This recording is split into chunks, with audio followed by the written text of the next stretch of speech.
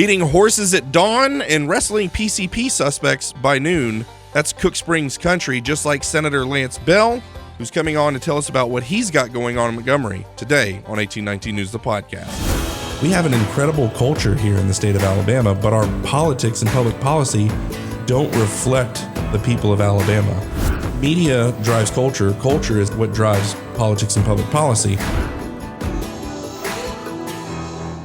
Welcome, everyone, to 1819 News, the podcast. I'm Bryan Dawson, CEO of 1819 News and host of this here podcast, where we're in pursuit of a free and flourishing Alabama every single week.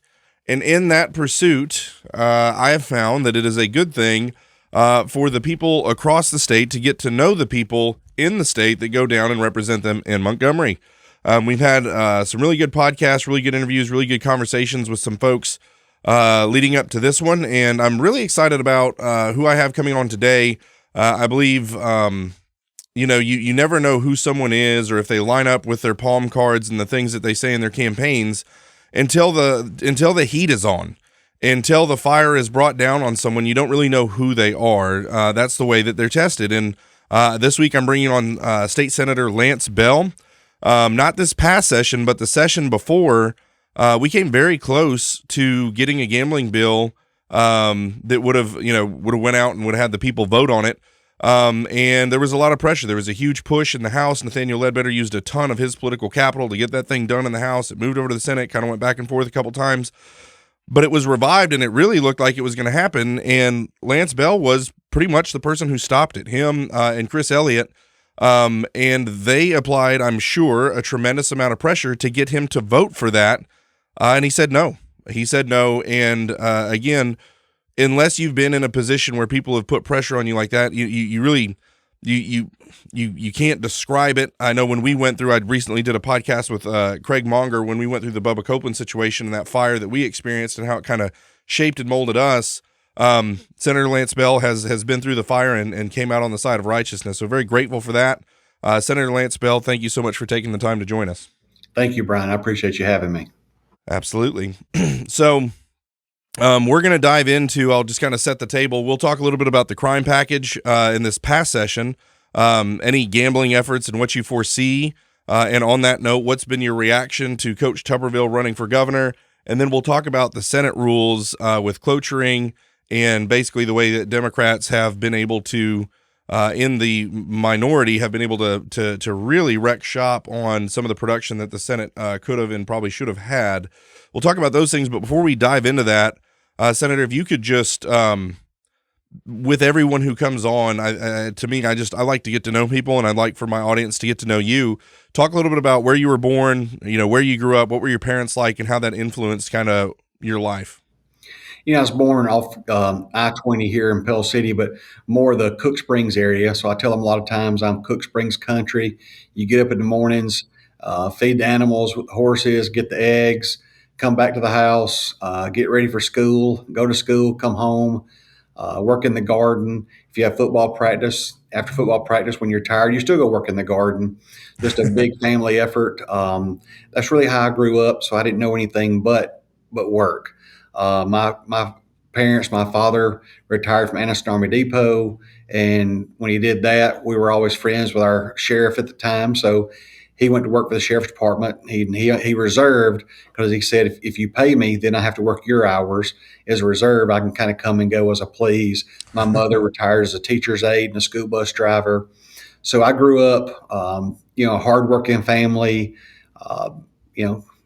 help your community, work in your community, be a part of your community. And I never dreamed, here I am today in politics. I never had any inkling to be in politics. For some reason, it just accidentally happened. And still, sometimes I wonder if I drew the short straw and what happened, but I've enjoyed it. I enjoy the challenges. I had to pay my way through school. I had to work hard to get through that. I worked full time at the sheriff's department to go through college. I spent 9 years in the sheriff's department, worked narcotics for 3.5 years, went to the DA's office. So I go to law school. So all I've ever known is struggle, to make ends meet and work hard. So glad to be a part of the Senate. And I know you hear a lot. And when I got down there, I wasn't sure what to expect. but really you got a big family. And for the most part, it don't matter if you got an R by your name or D by your name. I've learned that it really is a family to a certain degree. We're going to disagree on a lot of things, but there's things we can agree upon and work towards those. So I've really enjoyed my time. There's 3 sessions in the Senate and the 1 special session, and getting to learn a lot. It's a big learning curve. I bet. So, excuse me. So, what I come from a family. My grandfather was a state senator in Colorado, chairman of the Joint Budget Committee, and it's in my blood, and I really do think that is a thing, because I wasn't around my grandpa very much, but here I am, not in politics, but in politics, and we can't seem to get away from it. What was it that drew you? What's the story of how you went from law enforcement to, I've got a great idea, I'm going to run for Senate? Well, growing up, we always at the local fire department, what do you do to raise money? Well, every 2 years you're having chicken cooking, spaghetti suppers, and all that. Why are you having those? Because everybody running for office is going to come by and buy chicken, buy a plate of spaghetti, and spend time with you. Well, during that time, you just got to talking to all the politicians and got involved in it. Joined the local Republican Party early in life. I was lucky. I had a couple mentors as far as our district attorney, Van Davis, and a couple others that just kind of took me under their wing on a lot of things years ago, and motivated me when I needed motivating to finish school and continue there, and don't stop, never stop trying to do something better every single day. Even today, never quit being who you are and trying to do something better tomorrow than what you did today. And I think that just over time happened, and then getting to know Dr. McClendon and working through some stuff with them, and actually wrote a bill in 2014 and took a little bit to get it passed. It was a local bill here, and it just kind of got me involved. Yeah. So where exactly, outline your district from where to where? I've got most of St. Clair County, about 62% of Talladega County, and the bottom part of Shelby. It's a really crazy district. If you look at it, it looks like somebody got on drugs and took some crayons and come up with a district. I mean, I hate to say it that way, but I've got everything but Asheville, Steele, and Raglan in St. Clair County. Then I've got Talladega, all down through Childersburg, come into part of Sylacauga, and then you kind of do a turn around there and you go into Columbiana, Wilsonville, and across I-65 into Clara. Yeah. It's a funny thing when you start to look at how they draw these congressional maps and these different district maps and everything. And I was at 1819 when I learned where, and again, I don't know if this is true or not, but it's a funny story where they came up with the story of like, where did gerrymandering come from? Like, what is a gerrymander? And they said there was a guy who was basically literally drawing the district to his preference, and it was such an his name was Jerry. It was such an outrageous map that he drew. The district he drew looked like a salamander, and then that's where the term gerrymander came from, is because it was just this wild district that he drew. I don't know if that's true, but it's hilarious. And when you look at the maps and you see a map like you're talking about, you're like, that sounds about right. So, well, when we had our first special session, my first year, and I actually got put on reapportionment and got to looking at how you draw districts, but you move the line just a tad here, and then it affects everybody else. And then I realized, wow, it's really hard to draw the districts and get the numbers where you need them, because the slightest move changes a lot of things. Yeah. Yeah, I've got a guy that was a state rep, so not this quadrennium, but the last one, and like 3 or 4 before that. And he's my neighbor, and the person who replaced him is not my state rep because they redrew it, right? Like, it's like, well, you would think the person that replaced my neighbor should be my state rep, but it's not. It's kind of bizarre because they redrew the map. So crazy stuff. Well, obviously with you being in law enforcement, you are involved in, I guess, what was being called the crime package. Right. Tell us about that. What motivated that? What was your part in it? Well, really, the governor's office and Rex Reynolds had worked hours and hours and hours on this, and then came to me and asked me if I would be the bill sponsor for the Senate, walk me through it. And I can tell you, from being my time in the sheriff's department and doing my job, and I've been involved in a few things over the years where, I've been a part of being on a grand jury based on a shooting that occurred when I was on the scene. I've been investigated by the FBI on civil rights violation. And the guy on that made the complaint was high on PCP, and we had to fight him in the middle of a road and really used handcuffs, used rope and everything to get him calmed down. I walked out of there with a busted lip, clothes ripped off. And it was a pretty brutal. I mean, I think I took more of a whipping than he did. And the bad thing was, for a couple of years, the FBI is asking questions. Well, you're scared to death. I did my job. Why am I going through this? Now, luckily, he pled guilty to assault on me and assault on a state trooper. So it all worked out. But still the fear of, I did my job. This guy was high. He beat me up. It took forever to get him in custody. And I've been on shooting scenes, and to give some relief to the guys out there, because as I said, in the Senate, these guys make a split-second decision that's life or death, and then the courts critique them for the next, sometimes 2 and 3 years of that split-second decision. Put yourself in the shoes of law enforcement, of what they do.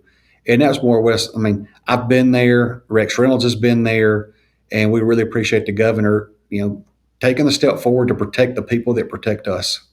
Yeah, I think that's great. Obviously, it's no secret my background. I don't know how much you know about it, but I was on the other side of that debacle at one point in my life. And it was just understood. If you fight a cop, you will get shot, and no one will care because you fought a cop and you get shot when you do that. And it was universally understood that you don't do that. You don't resist arrest. Like, when you're caught, you're caught. You just give up. If you run, you're going to get beat up, and that's just the rules. And it was just universally understood. And so everyone just kind of knew. After I got out of prison and a few years after that, that's when like the BLM stuff started really ramping up. And I'm watching this stuff and I'm like, I can't believe what my eyes are seeing right now, what these people are getting away with. And it's terrible. You can never have peace in a society where the people who are enforcing the law don't have the ability to do their jobs. Like, I live right outside of Montgomery. Yeah, what a wonderful place that is from a crime perspective. And the mayor there does not back his law enforcement, so much so I think they've lost about half of their police officers in the Montgomery Police Department. And Hal Taylor and Steve Marshall and some others had to come in and create the Montgomery Area Crime Prevention Unit. And go in and do that. And it's like the whole thing with we let boys and girls bathrooms now, and like that's somehow okay. It's crazy. Ridiculous. Ridiculous. And it's to me, what we're doing by handcuffing our law enforcement is just as ridiculous. It's against common sense and what everyone knows is right. And so, yeah. Anyway, I'm rambling at this point. Most of the officers now have body cams. Yeah, it's going to tell what happens. Yeah, it's not. I mean, it's not the officers doing bad things that you want to hear and you want to read and the other side talk about.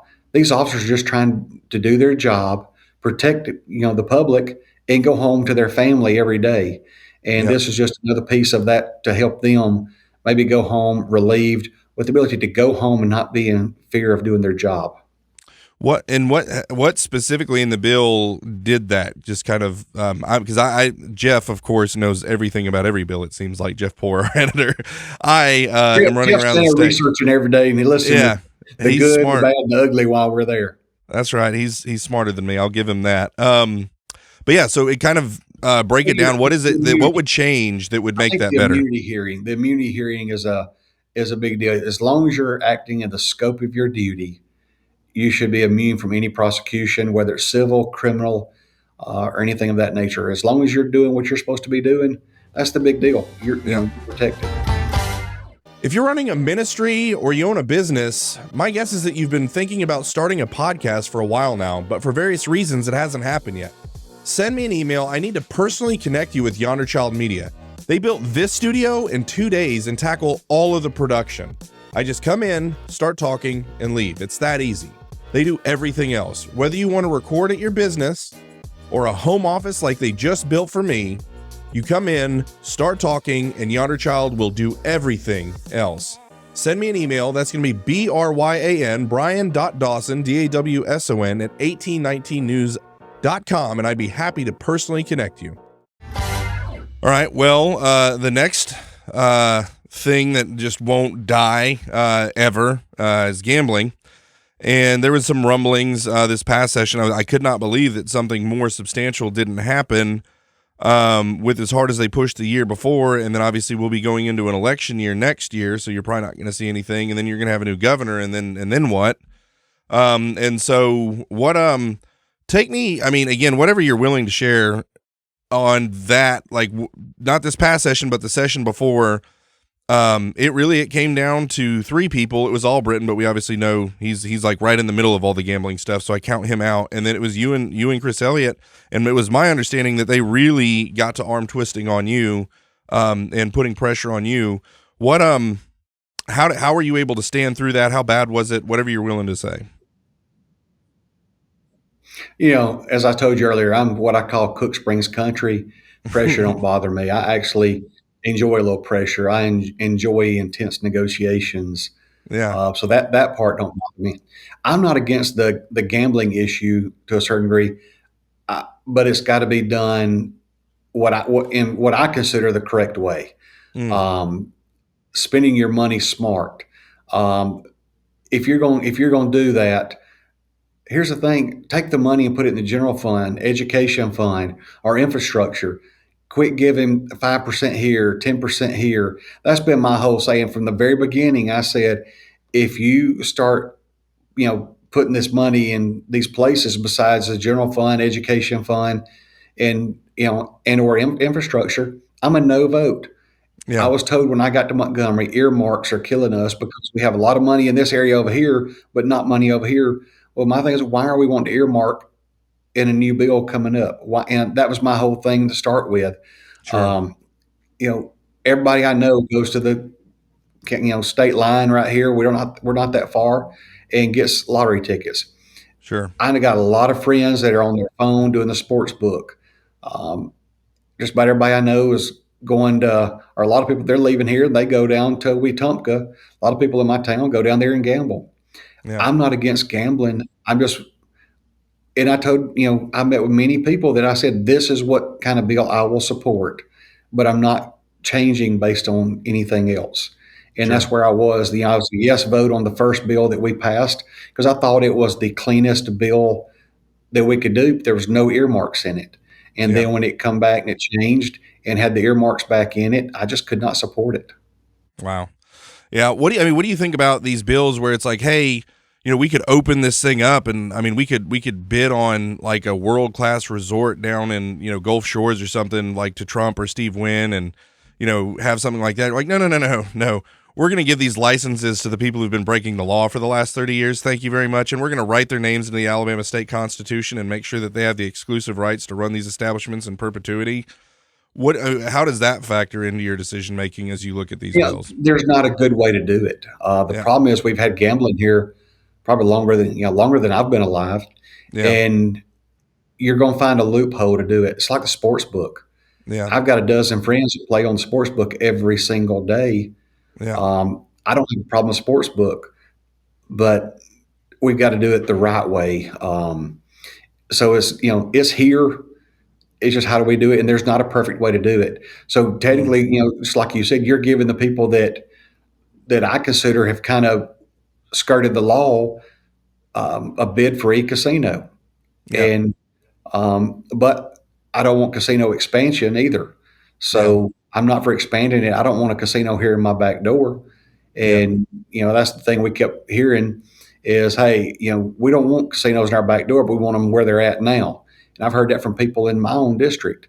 And I kind of agree to that a little bit, but then you're giving someone that has found the loophole and has worked and got their place open, invested a lot of money, but you're giving no bid contracts. And so there's a path, I think, that I could, go back to a yes vote. It's just got to be and I hate to say clean path, because there's no such thing as a clean path, but there's a way I could support it. Got it. Okay. On that note, obviously in the headlines a couple days ago, Coach Tuberville was talking about kind of his stance on gambling. What is your response to Coach Tuberville announcing his run for governor, and Will Ainsworth, who's obviously kind of a fellow senator, is the lieutenant governor. He's in the Senate with you guys all the time. Seeing him step away, Someone may throw their hat in the ring, but Coach Tuberville looks unopposed for governor at this point. What are your thoughts on that? Watching Lieutenant Governor Ainsworth run, preside over the Senate and getting to know him, getting to know his leadership abilities, I was looking forward to him running for governor, looking forward to his leadership through the state, the economic recruitment, the ability to just a fresh face out there beating the bushes. And I hate to see him step away. On the other side, I think we're kind of getting the same thing. We're getting somebody from the outside that comes in that's not going to play, political correctness.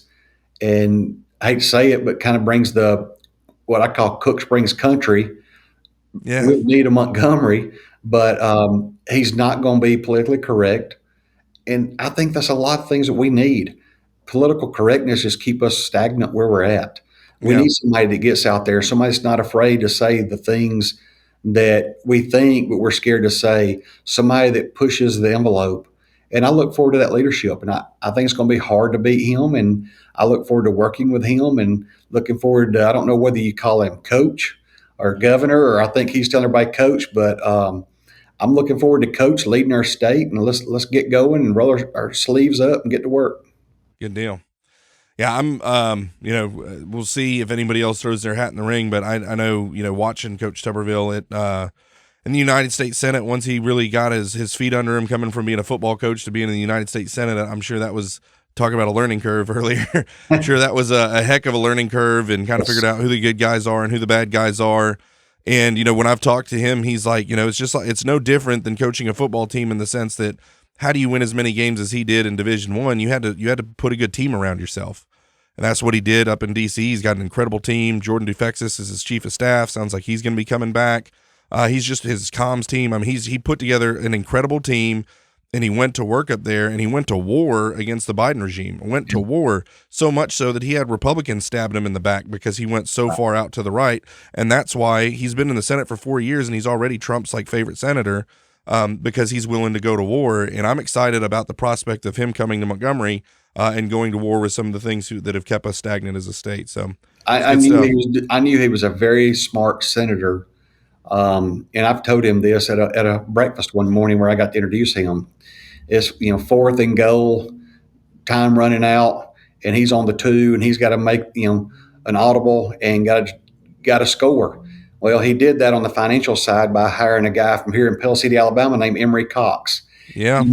Emory is just phenomenal, unbelievably smart, educated, just a great young man that has got a heck of a future in front of him. And when Senator Tuberville hired him on his financial side in the Senate office, I knew then he was a good guy and had a good team with him. Now Emory has left now and gone to the Trump administration. Now I wish Emory'd be with him in Montgomery, but that's kind of selfish on my part because Emory's doing unbelievable things in D.C. for President Trump. That's awesome. Well, one of the things that, we kind of began to shine a light on, not this past session, but the session before and this past session, was that you have a couple Democrats who will go and filibuster forever, which prevents the Senate from being able to pass bills. It's obviously an issue with the rules, but there's still a solution if Gudger, or before him Reed, wanted to strong arm the situation and hammer down the gavel and all of those things. What do you and I feel like I'm speaking in obscurity to people who don't follow this closely. So essentially we have a Republican supermajority in the House and the Senate and in the governor's mansion. We have a Republican supermajority. And so with a supermajority, you're able to do things, and you can basically slap people down when they try and filibuster. If we put something that's very socially conservative that really rubs against the Democrats, whatever it may be, they get up and filibuster for ever and ever and ever. And there is a mechanism that exists now for them to be able to cloture them and hammer them down. And Gudger did do that, and Will Ainsworth did do that, and they did a better job than anyone else has. But I think the rules are so screwed up that it's going to take a rule change to really prevent that from happening. What are your thoughts? That's unusual. I've had good relationship with Senator Singleton and Senator Smitherman. We both this session had bills that I worked on with them and got those bills through. Um, I was in, I kind of enjoy a battle, and the first cloture this year. That's my first time to see that after 3 sessions. I'd never seen that happen. There's got to be a fine line in there. What that fine line is a good question for leadership. Mm-hmm. But it does slow things down. There's a lot of confirmations that didn't make it, a lot of local bills that didn't make it. Those are the things that I really hate, because all politics start local. If you don't get the local bills through, you really could harm your community. There's things that have to be done procedurally in the community that come up from time to time, and they require a local bill. And to see what it was like 40, 42 of those maybe that didn't make it, that was the disheartening thing. And so I'm hoping in the off season, or whatever we call when we're not in session, there's conversations going on to figure out what we can do next year to not let that happen. Yeah. And as critical of I've been of Speaker Nathaniel Ledbetter on, and if you're in leadership, like you're more of a, it's not, I don't have a personal dislike of Nathaniel Ledbetter. I actually think he's a good person, much more so than his predecessor. But before Ledbetter, it seemed like the Senate was where a lot of the conservative action was generated, and it would go over to the House and it would die. Now there's been a lot of really good bills in the House that have moved over to the Senate. And again, not because you guys didn't want to sign the bills or work the bills, but they died because of this, like good social bills. I know Ernie Yarborough had his Lake and Riley Act that died, and there was some really socially conservative bills that are extremely common sense bills that Ledbetter and the guys in the House were able to get out. And then I think because of this, they died, and they're, again, really common sense red meat bills. So I don't know, but do you think you'll see a Senate rule change before the quadrennium's over? Yeah, that's above my pay grade. There you go.